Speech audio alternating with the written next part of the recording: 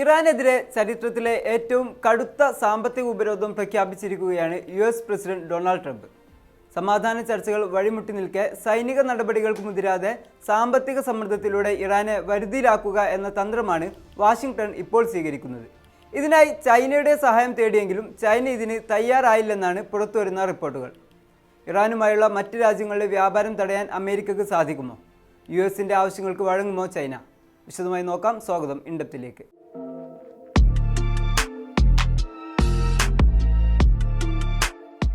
ഇറാന് സാമ്പത്തിക സഹായം നൽകുന്ന രാജ്യങ്ങൾക്ക് വലിയ പ്രത്യാഘാതങ്ങൾ നേരിടേണ്ടി വരുമെന്നും ഇത് ഇറാനെതിരെയുള്ള ഒരു ഇക്കണോമിക് ഡിഡേ ആയിരിക്കുമെന്നുമാണ് ട്രംപ് മുന്നറിയിപ്പ് നൽകിയിരിക്കുന്നത്.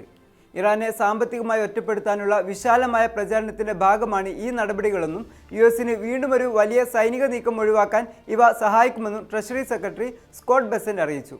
ഇറാന്റെ ഏറ്റവും വലിയ എണ്ണ ഉപഭോക്താക്കളായ ചൈനയോട് ഹോർമൂസ് കടലിടുക്ക് വീണ്ടും തുറക്കാനുള്ള യുഎസ് ശ്രമങ്ങളോട് സഹകരിക്കാനും അദ്ദേഹം ആവശ്യപ്പെട്ടിട്ടുണ്ട്. ട്രംപിന്റെ പ്രഖ്യാപനത്തിന് മുന്നോടിയായി ഇറാന്റെ പ്രധാന വ്യാപാര പങ്കാളിയായ UAE ഇറാനുമേൽ അനിശ്ചിതകാല വ്യാപാര നിരോധനം ഏർപ്പെടുത്തിയിരുന്നു. സ്വന്തം ഭൂപ്രദേശത്തേക്ക് ഇറാൻ ബാലിസ്റ്റിക് മിസൈലുകൾ അയച്ചെന്ന ആരോപണത്തെ തുടർന്നായിരുന്നു ഈ നീക്കം.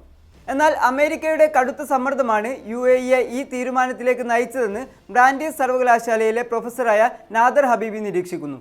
ഇതിന് പിന്നാലെയാണ് ഇറാന്റെ ഏറ്റവും വലിയ വ്യാപാര പങ്കാളിയായ ചൈന ഉൾപ്പെടെയുള്ള മറ്റ് രാജ്യങ്ങളിലേക്കും സമ്മർദ്ദം വ്യാപിപ്പിക്കാൻ അമേരിക്ക നീക്കങ്ങൾ നടത്തുന്നത്.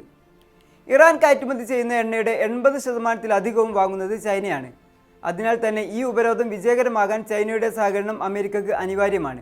ചൈനയുടെ ഊർജ്ജ ആവശ്യങ്ങളുടെ പകുതിയോളം ഗൾഫ് മേഖലയെ ആശ്രയിച്ചായതിനാൽ അവിടെ സമാധാനം പുനഃസ്ഥാപിക്കാൻ ചൈന US നീക്കങ്ങളെ പിന്തുണക്കണം എന്നാണ് സ്കോട്ട് ബെസന്റ് ആവശ്യപ്പെടുന്നത്.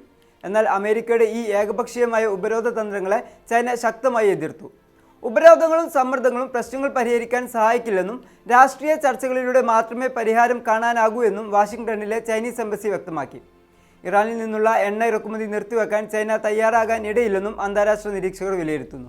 ഇറാനുമായുള്ള മറ്റു രാജ്യങ്ങളുടെ വ്യാപാരം തടയാൻ ട്രംപിന് സാധിക്കുമോ എന്നതാണ് മറ്റൊരു ചോദ്യം. UN സെക്യൂരിറ്റി കൗൺസിലിൻ്റെ അനുമതിയില്ലാതെ ഒരു രാജ്യത്തിനും മറ്റൊരു രാജ്യത്തിനുമേൽ പൂർണ്ണമായ വ്യാപാര നിരോധനം ഏർപ്പെടുത്താൻ കഴിയില്ലെന്നാണ് വിദഗ്ധർ ചൂണ്ടിക്കാണിക്കുന്നത്. അമേരിക്കൻ നിയമപ്രകാരം സ്വന്തം സാമ്പത്തിക സ്ഥാപനങ്ങളെ ഇറാനുമായുള്ള വ്യാപാരത്തിൽ നിന്ന് വിലക്കാൻ ട്രംപിന് സാധിക്കും. എന്നാൽ ചൈന, റഷ്യ തുടങ്ങിയ വൻ ശക്തികളുടെ പിന്തുണയില്ലാതെ ഏകപക്ഷീയമായി ഇത്തരം ഉപരോധങ്ങൾ ആഗോളതലത്തിൽ പൂർണ്ണമായി നടപ്പിലാക്കുക ട്രംപിന് എളുപ്പമായിരിക്കില്ല. ഇറാനുമായി വ്യാപാരം തുടരുന്ന ചൈനയെ US ലക്ഷ്യമിടുമോ എന്ന് മാധ്യമപ്രവർത്തകർ ചോദിച്ചപ്പോൾ ചില ചർച്ചകൾ സ്വകാര്യമായി നടത്തുന്നതാണ് നല്ലതെന്നായിരുന്നു ബെസന്റിന്റെ പ്രതികരണം. ഇറാനുമായി വ്യാപാരം തുടരുന്ന ചൈനീസ് കമ്പനികൾക്കെതിരെ അമേരിക്ക നടപടിയെടുത്താൽ അത് ഇരു രാജ്യങ്ങളും തമ്മിലുള്ള വലിയൊരു വ്യാപാര യുദ്ധത്തിലേക്ക് വഴിമാറിയേക്കാം. അമേരിക്ക പ്രഖ്യാപിക്കാൻ പോകുന്ന പുതിയ ഉപരോധങ്ങളുടെ കൃത്യമായ മാനദണ്ഡങ്ങൾ എന്തൊക്കെയാണെന്ന് വരും ദിവസങ്ങളിൽ പുറത്തുവരും. വരാനിരിക്കുന്ന ചൈനീസ് പ്രസിഡന്റിന്റെ US സന്ദർശനത്തിൽ ഈ വിഷയം എങ്ങനെ ചർച്ച ചെയ്യപ്പെടുന്നു എന്നതും ആഗോള രാഷ്ട്രീയം ഉറ്റുനോക്കുകയാണ്.